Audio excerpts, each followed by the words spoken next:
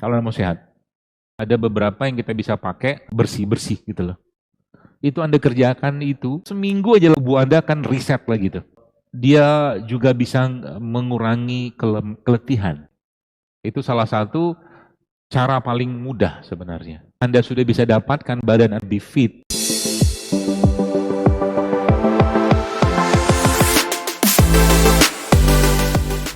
Tools-tools detox yang Allah ciptakan di alam semesta ini. Ya, yang paling gampang itu matahari. Itu detox paling luar biasa. Ya. Jadi matahari itu teman-teman sekalian, salah satu apa tuh namanya, efeknya itu adalah dia bisa memicu namanya autofagi. Autofagi itu self eating. Jadi sel-sel tubuh kita itu makan sel yang rusak. Ya, sel-sel tubuh kita makan sel yang rusak. Itu namanya autofagi dan matahari bisa mengonkan itu. Makanya berjemurlah. Sudah diperintahkan berjemur oleh Allah. Ya, suruh lihat matahari. Kan suruh lihat. Wasyamsi waduhaha. Kata Allah gitu kan. Wal qamari idza talaha. Makanya lagi susah hati. Nih, lagi susah hati, lagi nggak enak hati segala macam, pandangin matahari. Bukan mandang langsung ya, tapi lihat cahayanya. Lihat langit. Ah, itu ada doanya juga. Ada doanya. Ya, Nabi SAW sebutkan sebuah riwayat. Ummu Salamah radhiyallahu anha mengatakan bahwa Rasulullah itu sering banget melihat langit. Ya. Sambil melihat langit, Nabi SAW berdoa begini. Allahumma inni a'udzubika an adillah, au udhalla, au azilla, au uzalla, au azlima, au uzlama, au ajhala, au yujhala alayya. Aku berlindung daripada disesatkan dan menyesatkan, dibodohin dan membodohin, dizolimi dan menzolimi orang lain. Ya, digelincirkan dan menggelincirkan orang lain. Ada doanya, lihat langit. Jadi arti itu senang. Makanya di sini tuh kan masih cukup bersih lah udara ya. Nanti kapan-kapan ya, teman-teman tuh salah satu rihlahnya itu baring di lapangan atap langit. Itu para sahabat sering ngerjain, beneran. Itu asik banget. Nanti kapan-kapan lihat langit. Ya, kalau bisa sampai kalau bisa, apalagi Anda bisa sambil membayangkan kebesarannya Allah, membaca ayat Allah sampai air mata menetes. Ya, air mata itu keren itu. Ya itu apa tuh namanya matahari. Kemudian apa lagi?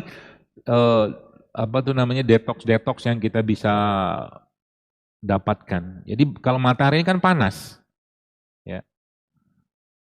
Berarti dingin bisa nggak? Bisa. Dingin situ sekarang ada namanya cold immersion. Cold immersion itu berendam di dalam tempat kalau punya bathtub. Kosan ada bathtub? Jelas tidak. Saya juga nggak ada dulu. Tapi saya dari zaman dulu kamar saya itu paling rapi zaman dulu. Ya, suka banget rapi. Suka masak saya zaman dulu. Jadi kalau saya masak itu biasanya sebelum saya makan udah dihabisin sama teman-teman. Biasa gitu. Makanya sekarang jadi suka kayak beginian mungkin. Cold immersion. Cold immersion itu tadi apa? Berendam dalam, kalau ada bathtub, pakai bathtub, cemplungin es. Berapa banyak? Secukupnya aja. Berendam berapa lama? Nggak usah lama-lama. 20 detik, 20 detik. Ya, nanti Anda baru bisa browsing tuh datanya, penelitian-penelitian tentang cold immersion itu. Berendam di itu. Kalau nggak punya itu gimana? Kalau nggak punya bathtub gimana? Pakai gentong. Gentong, ya jangan sampah juga lah. Yang lain lah sedikit. Ya, ya kerenan sedikit. Gentong, ya apalah gitu kan. Nanti masukin air, nyemplung ke situ. Ya, kelihatan gambar ini kan? Ada videonya itu. Cold immersion namanya. Itu bagus. Jadi panas itu tentaranya Allah, dingin itu tentaranya Allah. Gitu. Itu detox yang bagus sekali. Jadi manfaatnya apa? Panjang itu. Banyak, apa namanya? Termasuk dia juga bisa mengurangi keletihan, fatigue. Ya. Jadi nanti tadi saya cerita juga. Jadi sebenarnya otak kita itu teman sekalian, ada beberapa ilmuwan tuh mengatakan bahwa otak kita tuh perlu dikejut-kejutkan dia bilang. Ya, makanya kita disuruh ke tempat baru, rekreasi, ke tempat, maksudnya sesuatu yang kita belum pernah lakukan. Saya belum pernah seumur-umur masuk ke dalam, tadi saya masuk. ke ITB itu. Ke dalam tadi. Memori baru buat saya. Begitu. Ya. Nah, itu dalam sisi tubuh kita itu juga sama. Jadi misalkan Anda mandi air hangat, di kosan ada air hangat. Anggaplah ada. Anggaplah ada. Anggaplah ada. Ya. Nah, biasanya kan kalau orang mandi air hangat, ya udah asik banget kan, dia nyaman banget. Nah itu switch digeserin langsung ke yang paling dingin. Itu buat otak keren. Gitu. Kayak nyetrum dia. Makanya kalau lagi cuacanya dingin, jangan mandi air hangat. Paham maksudnya? Saya nggak paham. Kalau lagi cuaca dingin, jangan mandi air hangat, mandinya air biasa aja. Supaya tubuh kita beradaptasi lebih cepat. Paham? Dengan dingin di luar. Ya, makanya kalau saya biasanya kalau tempat-tempat pengalengan tuh kan dingin banget tuh. Saya kalau mandi tuh seneng banget saya. Ya, dengan menggunakan kekuatan matahari. Kekuatan matahari. Banyakan gaban zaman dulu. Itu kan maksud saya. Mandi. Cepet, nanti keluar ruangan kita nggak dingin. Karena badan kita sudah berat. Itu maksudnya. Coba deh, Anda dalam kondisi tempatnya dingin, cuaca dingin, Anda mandi air hangat, keluar kedinginan lagi. Benar nggak? Nah, itu kalau mau dipakai ilmu itu, dingin sebagai tentara itu, apalagi kena ke kepala. Asik banget tuh. Ya, dan itu mengurunkan peradangan. Jadi kalau lagi misalkan bengkak-bengkak, kan bengkak itu kan misalkan ada kaki bengkak, itu kan salah satu yang dianjurkan adalah direndam ke dalam air dingin. Itu. Misalkan bengkak karena misalkan benturan, main bola segala macam, bengkak itu rendam dalam air dingin. Itu akan mengurangi peradangan. Itu salah satu efek dari dingin tadi. Itu. Seperti itu. Kemudian apalagi yang kita bisa manfaatkan teman sekalian berkaitan dengan detox ini ya. Jadi sebenarnya ada beberapa ya, ada beberapa yang kita bisa pakai, karena waktu nggak banyak juga. Yang paling penting adalah Anda ngikutin circadian rhythm namanya. Circadian rhythm. Nanti coba di browsing aja apa itu. Irama biologis tubuh. Ya. Kalau Anda yang pernah tahu, jadi sebenarnya dalam Islam sudah diatur, cuman dengan bahasa yang lain. Kalau teman-teman browsing di internet, nanti namanya power nap. Power nap itu apa? Tahu nggak? Tidur siang. Ya, power nap itu tidur siang. Jadi mungkin sebelum zuhur, mungkin katakanlah zuhur jam 12, itu jam setengah 12 kita tidur.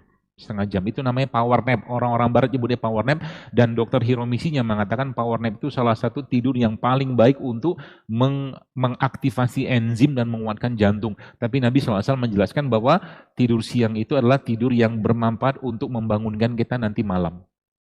Power nap. Jadi usahakan hari-hari bisa power nap. 15 menit cukup. Paling lama 30 menit. Kailullah, bahasa begitu. Ya, itu circadian rhythm. Ya, circadian rhythm sebenarnya. Jadi sebenarnya waktu sholat itu, kalau teman-teman saya pernah dulu sudah lama itu, ya, itu sebenarnya circadian rhythmnya kita itu. Ya, subuh, zuhur, asar, maghrib, isya. Makanya kalau kenapa circadian rhythm itu menjadi sesuatu yang penting? Kata Nabi begini, Mas Ali, kalau saya kasih mobil, sebelah apa? Sukanya mobil apa? Lamborghini. Nggak usah macet, susah. Yang lain aja. Susah di sini, nggak bisa jalan. Nanti antum sombong lagi. Nggak boleh tuh menduga, tuh curiga itu. Dosa itu. Astagfirullahaladzim. Antum anaknya banyak, mobilnya yang gedean apa? Misalkan Alphard, misalkan. Alphard. Maulah dia gitu kan. Nah, ini circadian rhythm. Coba bayangin, dapat Alphard satu hari 5 biji, 5 unit. Kan keren kan? Apa kata Nabi SAW? Orang-orang yang mendapatkan soft pertama di sholat fardu itu, kata Nabi, mereka tuh kalau tahu fadilahnya soft pertama, mereka bahkan mau mengundi itu. Coba. Itu sekalian rhythm. Kenapa? Malaikatnya paling banyak mendoakan di soft pertama. Makanya waktu Jumatan, itu kan Apa kata Nabi SAW? Orang yang datang Jumatan paling awal itu diampuni dosanya. Yang dia tidak melewati bahu-bahu orang. Gitu. Itulah circadian rhythmnya kita. Makanya waktu sholat itu kalau bisa levelnya kan paling rendahnya ya sudah selesai sholat wajib baru datang dia ke masjid. Udah telat, udah bubar sop itunya awalnya sholat itu dia baru datang. Naik lagi tuh, ya terlambat. Naik lagi, maksudnya level kualitasnya gitu kan. Naik lagi apa? Qomat baru datang. Naik lagi apa? Azan datang. Naik lagi sebelum azan dia datang. The best. Circadian rhythmnya. Zuhur misalkan 11.50 misalkan. 11.47 datanglah ke depan. Coba lihat sensasinya apa. Dan ini satu yang mungkin kita biar ngerasakan perasaan yang luar biasa teman sekalian. Jadi waktu sholat itu, meskipun sholat sunnah misalkan sekalipun ya, kita diam dulu sebentar. Ya diam. Ya Allah, terima kasih sudah memberikan kesempatanku untuk bisa sholat. Terima kasih memberikan kesempatan tanganku bertakbir. Terima kasih memberikan kesempatan lidahku berucap Alhamdulillah. Terima kasih, terima kasih, terima kasih. Jadi waktu takbir itu, kita sudah bisa jadi udah meneteskan air mata. Kita sholat bukan karena kita sehat, bukan. Tapi Allah yang berkehendak, kita bisa sholat saat itu. Itulah circadian rhythm yang paling baik. Paham ya? Seperti itu. Lalu apalagi yang kita bisa lakukan teman sekalian dalam bentuk yang lain ya. Nah, beberapa waktu belakangan ini, nanti sebelum kita bahas tentang bahan ini, 5:30 ya. Ya, udah mau habis. Selesaiin aja ya.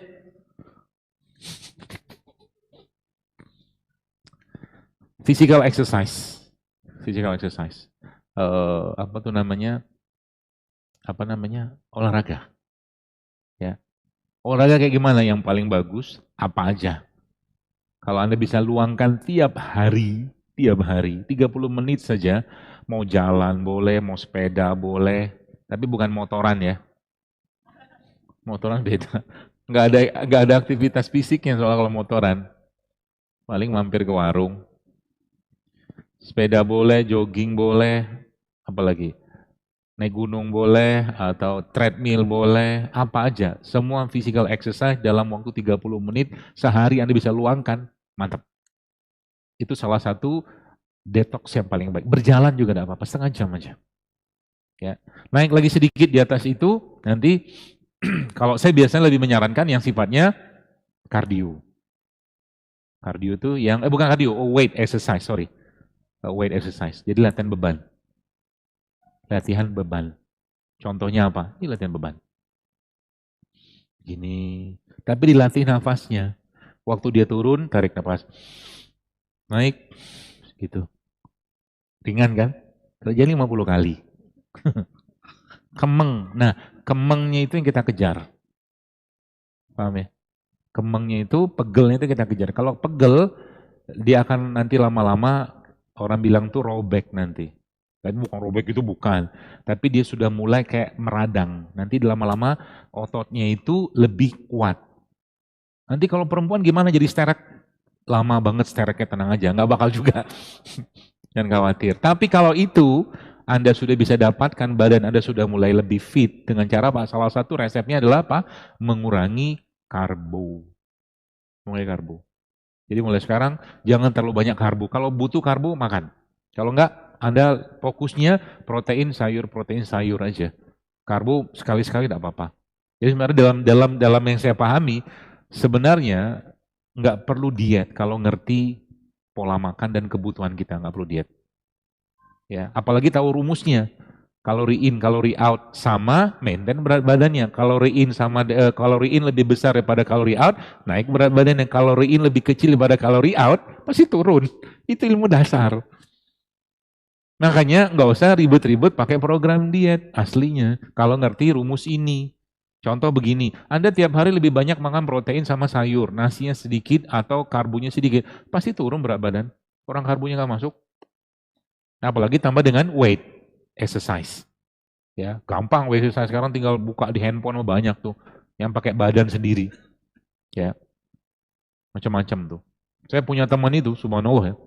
buntuk banget badannya. Apa latihannya? Cuma satu, push up doang. Kebentuk badannya, kokoh banget. Setiap mau sholat, push up dulu, gitu. Dapat deh badannya. Nggak push up doang. Apalagi Anda bisa mulai yang lain, tambahkan plank, gitu-gitulah seperti itu ya. Ya, jadi seimbangin aja antara kardio sama, jadi kardio itu lebih fokusnya menguatkan jantung. Tapi kalau sudah weight exercise itu lebih enak kita. Kenapa? Tubuh kita itu sudah punya pembakar lemak sendiri kata teman saya. Gitu. Jadi weight aja. Saya lebih senang weight. Makanya sekarang kalau saya treadmill, di kosan ada treadmill nggak? Nggak ada.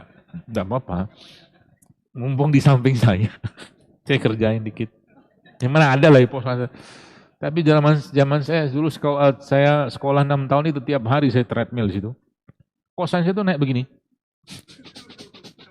Gitu. Makanya sekarang kalau saya treadmillnya nggak mau treadmill yang normal, yang abnormal. Jadi kalau saya treadmill rumusnya saya itu 3, 30, 15 rumusnya. 3 itu speednya, 30 itu durasinya, 15 itu sudutnya, paling maksimal itu. Itu Anda kerjakan itu, jalan begitu-gitu doang, itu apa kalau bahasa Jawa itu gembrobios, keringat itu. Paling cuma 3, speednya cuma 3, 30, 15. Makanya kalau Anda yang jalan atau lari, itu kan ada namanya trail run itu loh, naik gunung gitu, itu lebih banyak itu yang kebakar sebenarnya. Sepedaan juga sama, sepedaan datar sama sepeda begini, beda ceritanya itu. Ya, seperti itu. Itu physical exercise, ya. Diusahakan tiap hari. Ya, minimal Anda ada digerakin badan itu bagi-bagi itu. Ya. Itu salah satu cara paling mudah sebenarnya, ya. Kemudian yang terakhir ya adalah bahan-bahan, ya. Jadi sebenarnya ada bahan-bahan yang Allah ciptakan di sekitaran kita ini Bapak sekalian, teman-teman sekalian, yang memang mereka punya fungsi untuk cleaning, repairing, fixing, balancing gitu loh. Atau detoxing gitu loh. Nah, salah satunya saya cerita tentang kelapa nih. Ya, kata guru saya, dia bilang, saya belum pernah nyobain, tapi kata dia kalau ada racun tikus, dia bilang, dimasukkan racun tikus yang cair, kata beliau, itu kalau dimasukkan ke dalam air kelapa itu, dia katakan dia akan mengkoagulat, gumpal, kata beliau. Tapi memang kelapa nih, ya, kalau teman-teman tahu, pasti sering lah main ke supermarket gitu kan, beli minimarket segala macam kan, ada namanya minuman isotonik tuh. Tahu kan? Tidak usah sebut mereknya apa. Ini minuman isotonik paling baik di dunia, menurut saya. Jadi kelapa itu minuman isotonik paling baik di dunia. Ya, kalau yang budgetnya nggak banyak, karena kan beli air kelapa di sini nggak tahu berapa, 10 ribuan lah kurang lebih kelapa utuh. Ya, mau murah bisa nggak? Bisa. Beli yang kelapa tua, 1.000 dapat. Iya kan? Kadang-kadang dibuang sama abangnya airnya. Ya kan? Itu juga top, isotonik masih itu. Ya, mampir ke pasar beli sebentar gitu kan. Air kelapa tua. Dan itu detox dia, tak tak tak tak tak. Apalagi kalau tambahkan sedikit dengan madu, ya. Kadang-kadang saya tambahkan sedikit dengan garam. Kemudian apalagi teman sekali yang punya efek untuk mendetox ya. Sebenarnya yang saya tahu sebagian besar rimpang-rimpangan ini ya, ini punya efek detox, bersih-bersih gitu loh. Kunyit, jahe, lengkuas segala macam. Dan menariknya saya pernah nyoba, saya bikin ini nih, kunyit ini saya potong-potong, saya hancur gitu kan, kemudian saya shake. Itu rasanya lebih asik. Saya shake pakai shaker itu, ya. Ini mukosamah namanya. Ilmu mukosamah. Jadi orang yang keluar kunyit. Tapi kunyitnya sudah saya kasih madu. Madu dikit, kasih garam sedikit, kocok. Kadang-kadang saya tambahkan dengan jahe, saya gitu. Itu rasanya mantap banget. Mantap banget. Makanya di kafe itu saya nyoba. Sebenarnya itu kafe uji coba sebenarnya. Ya. Itu dari yang mulai anak kecil sampai orang tua itu bisa minum di sana. Ya. Dari kemasan semua kita buat seperti menyuplai minuman kekinian gitu loh. Dan mereka bisa minum ya, dari rasa segala macam. Seperti itulah. Ya. Jadi ini bahan-bahan ini, termasuk tadi saya katakan kunyit. Jadi kunyit itu kalau teman-teman buka juga beberapa datanya, kunyit, lada hitam, itu punya efek dia memicu otofagi tadi tuh, self eating. Ya. Jadi kalau nanti Bapak Ibu yang bikin resep kunyit, misalkan kunyit jahe gitu kan, atau kunyit serai misalkan, itu biasanya saya tambahkan dengan apa tuh namanya lada hitam. Sebenarnya saya berharap dari acara ini ya ke DKMC, mereka-mereka ini dikenalkan. Ya, dalam bentuk saya kira mungkin masjid cukup punya dana untuk membelikan ini dengan anggaran sebulan bangsa 3 juta udah berlimpah banget ini nih. Ya, dibikin dalam mungkin dispenser, dibikin rasanya enak, tapi orang kayak infus water gitu loh, semacam itu loh. Atau mungkin dalam bentuk minuman-minuman kekinian bisa sebenarnya. Sehingga apa? Kita nggak lupa dengan gennya kita, ini kan gen Indonesia. Orang Indonesia kan gen ini semua. Gak ada, mungkin sebagian besar orang tua kita pasti pernah minum jamu. Pasti, gak mungkin gak. Ya, setahu saya. Ya makanya dikembalikan lagi gen itu. Ya, gen itu kita kembalikan lagi dengan apa? Jadi bikin dispenser yang isinya rimpang-rimpang ini, tapi dia nggak old fashion gitu, nggak kuno, tapi dia punya nilai lebih gitu kan. Murah tapi punya efek yang luar biasa. Jangan sampai ya kita malah justru kayak sekarang di mana-mana saya kadang-kadang nauzubillah min zalik, tapi mudah-mudahan tidak. Udah 5:30. Kalau begini terus pola makan, ya Anda, nih teman-teman lah ya, para pemuda-pemuda mahasiswa ini saya sudah banyak sekali dapatkan, ya 20 tahun sudah gagal ginjal banyak, banyak. 20 tahun, zaman dulu kan gagal ginjal lah 50 gitu-gitu lah. Sekarang 20, 30 tahun sudah sakit jantung. Saya bilang ya wajar dan memang dia yang menyiapkan tubuhnya untuk sakit kayak begitu. Wajar. Ya nikmatilah kalau mau kayak begitu terus. Ya, makanya saya bilang coba nih, saya teman-teman teman-teman mahasiswa lah khususnya. Satu aja saya minta kepada Anda untuk menyelamatkan generasi ke depan. Satu aja, kurangilah gula pasir itu aja deh, gak usah banyak-banyak. Kalau bisa stop. Semua minuman yang Anda minum, makanan segala macam, kalau bisa stop gula pasirnya. Karena apa? Karena tubuh kita sangat tidak bisa ketika gula dari gula pasir atau gula olahan itu masuk, dia kayak lama-lama kalau naik turun tuh konslet dia. Nah itu fatigue itu dari situ sebenarnya. Makanya pagi-pagi ya bayangkan misalkan ada di sini sarapan ya nasi uduk misalkan atau mungkin bubur ayam lah, ya kan? Bubur ayam kadang-kadang minumnya juga teh manis, gula lagi, gula lagi, gula lagi gitu loh. Semuanya gula, wajar. Ya selesai kuliah, nauzubillah min zalik, sudah dapat penyakit juga dapat. Ya, itu terjadi. Itu teman saya yang kuliahnya di Madinah itu begitu cerita. 25 tahun dia. Selesai kuliah di Madinah, balik-balik temannya konsul ke saya. Ini sudah kena jantung dan diabetes. Wajar saya bilang. Satu minuman soda itu Anda sudah tahu berapa gula pasirnya dalam satu botol. Itu sudah tahu semua kita. Makanya kayak begini menurut saya gitu kan. Ini penyelamatan generasi ke depan. Ya, jangan kita biarkan terus-menerus. Palingan kita adalah kebaikan dari kebiasaan makan kita wariskan kepada nanti anak-anak kita kalau sudah menikah, misalnya kayak begitu. Ya, nah itu ya beberapa bahan-bahan kayak begini teman sekalian, termasuk juga kopi juga. Mungkin sudah lihat ada beberapa postingan saya, termasuk dari TikTok kita kan kopi itu bagus sebenarnya, asal jangan pakai gula pasir, plain aja. Bahkan kopi itu bisa membuat orang berkurang selera makannya. Dia menekan, grelinnya ditekan sama dia. Ya. Makanya ini tidak untuk dicontoh ya. Tidak untuk dicontoh. Jadi kalau Anda lihat ada orang yang ngebul-ngebul sama minum kopi, dia bisa nggak makan seharian itu. Kenapa? Karena ditekan selera makan sama dia. Tapi bab ngebulnya kita nggak bahas, kita bahas kopinya aja. Maka kalau saya biasanya kalau pas lagi nggak pengen makan, saya ngopi aja. Kopi itu nanti dia akan menekan selera makan. Dan dia bisa memicu otofagi juga. Dengan catatan kita tidak ada masalah di lambung. Kalau ada masalah lambung nanti bisa pilih kopi yang lain. Nah, gitu. Kan banyak kopi itu yang sekarang tidak terlalu kuat kafeinnya. Atau beberapa kopi itu dibikin dekafein. Jadi kafeinnya itu dikurangin. Sudah mau diselesaikan kan? Ya. Sebentar, dikit lagi. Ya, mudah-mudahan dapatlah gambaran singkat dengan waktu yang tidak terlalu panjang ini, Bapak Ibu sekalian, teman sekalian, supaya ya tadi ya mulai dari niat dibenerin ya. Jadi nggak usah juga kita apa tuh namanya dengan bahan-bahan begini tuh kita merasa kuno segala macam, enggak juga ya.